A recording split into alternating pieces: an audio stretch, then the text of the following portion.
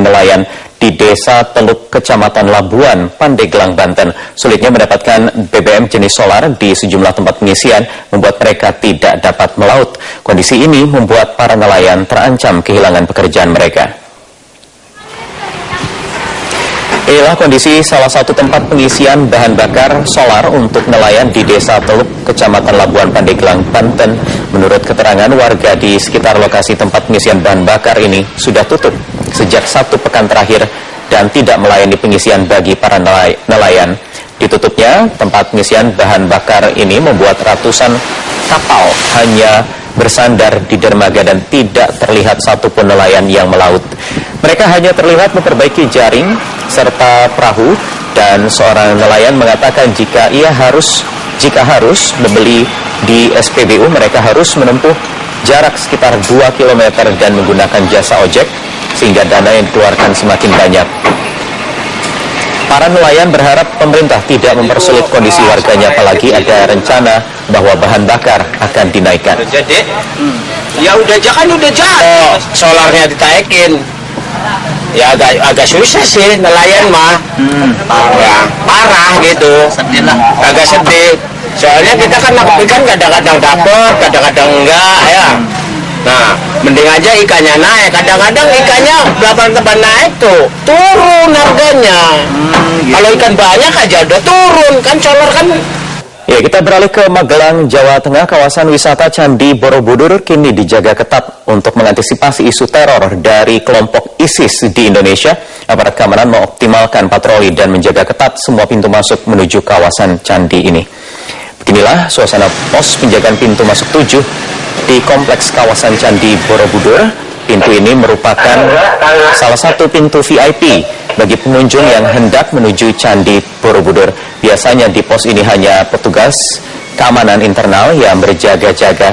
Namun hari ini terdapat aparat kepolisian yang ikut berjaga di pintu masuk.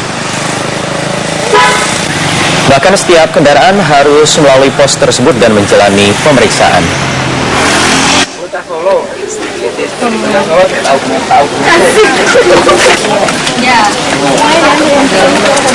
Dua tersangka korupsi perjalanan dinas DPRD Kota Lamongan tahun 2012 kembali dilantik menjadi anggota DPRD setempat periode 2014-2019. Pihak sekretariat mengatakan pelantikan tetap berlangsung sambil menyesuaikan surat keputusan gubernur. Meski berstatus sebagai tersangka, dua anggota dewan, yaitu Niptianto dari Partai Demokrasi Indonesia Perjuangan atau PDI Perjuangan dan Sutarjo dari Partai Kebangkitan Bangsa PKB, terlihat serius mengikuti proses pelantikan. Keduanya terpilih kembali menjadi anggota DPRD periode 2014-2019 dalam pemilu legislatif lalu. Sementara tiga tersangka lain yang gagal kembali menjadi anggota DPRD dan tetap menjalani proses, yaitu Sulaiman dari Partai Amanat Nasional, Fahtur, dan Jimmy dari Partai Golkar. Sekretariat DPRD Kabupaten Lamongan membenarkan kedua tersangka kembali dilantik menjadi anggota Dewan periode mendatang. Terkait kasus korupsi yang menjerat mereka, pihak Sekretariat DPRD Kabupaten Lamongan menyerahkan kepada pihak kejaksaan yang menangani kasus tersebut.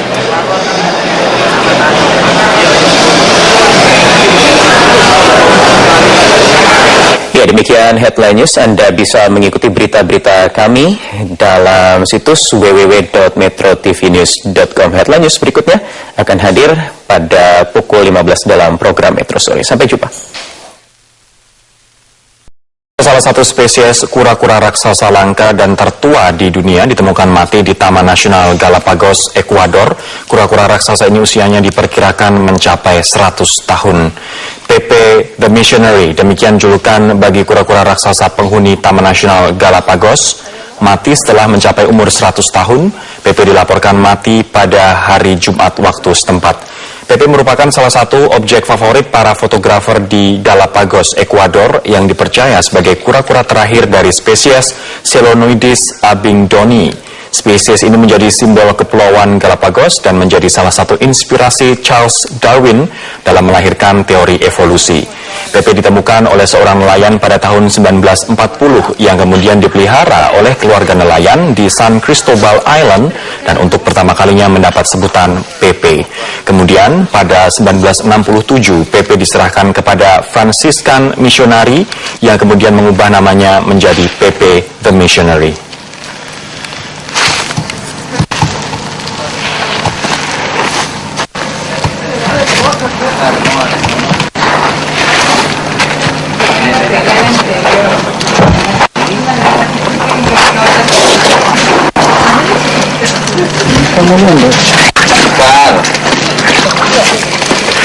Badan Antariksa Eropa meluncurkan sebuah satelit baru yang dijadikan sebagai tonggak pengembangan sistem navigasi terbaru yang akan menjadi pesaing utama jaringan GPS Amerika Serikat.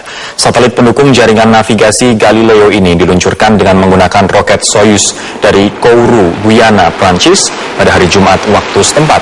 Satelit ini nantinya akan digunakan untuk membangun jaringan navigasi baru yang dinamakan jaringan Galileo. Namun sayang, ada sedikit permasalahan dalam peluncuran satelit pada hari Jumat lalu.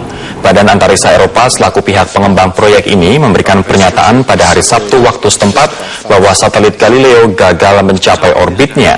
Belum ada penjelasan lebih lanjut mengenai penyebab gagalnya satelit ini mencapai orbit. Namun pihaknya memastikan bahwa upaya pengembangan jaringan navigasi Galileo akan terus berlangsung. Melalui proyek ini, Uni Eropa mengharapkan nantinya mereka dapat mengontrol 30 satelit Galileo yang akan memberikan jaringan data navigasi yang diproyeksikan akan sepenuhnya beroperasi pada tahun 2020. In terms of positioning, accuracy and service availability.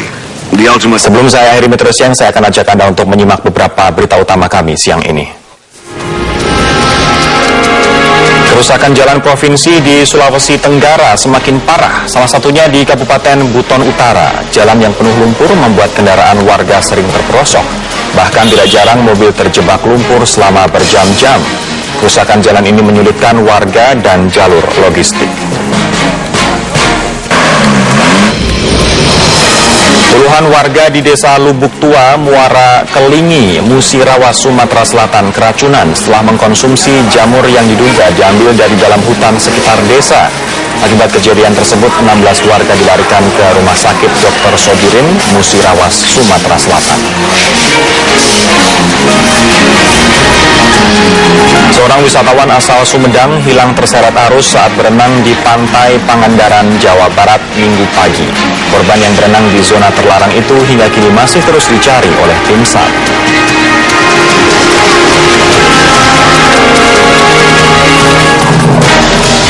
Informasi tadi sekaligus mengakhiri perjumpaan kita di Metro Siang kali ini. Saya Radi Asyari mewakili teman-teman yang bertugas mengucapkan terima kasih. Sampai jumpa. Kenapa ada kesulitan? Kepalanya itu kan 2, matanya 4, fisiknya nggak normal, nggak bisa berdiri. Saat ini anak sapi milik Edi dalam kondisi lemah. Untuk memperoleh susu, Edi terpaksa memerahkannya dari induknya, kemudian diminumkan kepada anak sapi ini. Menurut petugas dari Dinas Peternakan Kabupaten Nganjuk, kelahiran seperti ini bukanlah hal yang istimewa. Peristiwa ini biasanya terjadi karena adanya infeksi mikroorganisme. Dari Nganjuk, Jawa Timur, Mukhtar Bagus melaporkan. Film-film RCTI terus dikenang hingga sekarang. Seputar Indonesia Siang segera kembali untuk Anda. Sudah dimulai, yaitu sejak tanggal 21 hingga tanggal 24 Agustus ini merupakan rangkaian dari Jember Fashion Carnival. Bahkan Kementerian Pariwisata Ekonomi Kreatif ikut hadir di sini membawa 7 provinsi dari Asosiasi Karnaval Indonesia. Delegasinya setiap provinsi ada 100. Mereka ikut berjalan di runway ini sepanjang 2 km kemarin untuk memenuhi antusiasme warga Jember dan sekitarnya. Namun pengunjung tidak hanya datang dari wilayah Jawa Timur, namun juga kami dengar ada dari DKI Jakarta dan dari beberapa wilayah di Indonesia. Bahkan untuk para pecinta fashion dan juga para fotografer, baik itu independen maupun freelancer, mereka datang dari dunia internasional, dari Eropa, dari Australia, bahkan kami juga sempat menemui beberapa dari benua Afrika yang datang ke Jember untuk tahun 2014 ini menyaksikan Jember Fashion Carnival. Namun saya berada di crowd yang begitu ramai saat ini di zona A, di tenda nomor 9 ada beberapa pengunjung di sini. Mungkin kita cari yang dari Jember dulu, bagaimana kesan-kesan mereka, apakah bangga begitu menjadi orang Jember. Halo, apa kabar? Dengan siapa? Indra. Dengan Indra dan Mas Wildan. Oke, Mbak Indra dan Mas Wildan. Boleh berdiri sebentar ini? Kasih lihat, ini orang Jember nih kayaknya. Orang Jember ya? Iya. Oke, tepat sekali ini. Saya mulai dari Mbak Indra dulu. Mbak Indra, bangga nggak jadi orang Jember lalu ada Jember Fashion Carnival? Bangga banget. Kan sejak ada GFC ini, jadi Jember tuh udah terkenal sekarang. Oke, Jember semakin terkenal di dunia internasional. Mas Wildan, ada nggak masukan buat Jember Fashion Carnival agar lebih baik lagi di tahun-tahun berikutnya? Kalau masukan ya tetap pertahankan apa yang menjadi nilai positif dan tetap teruskan kreativitas,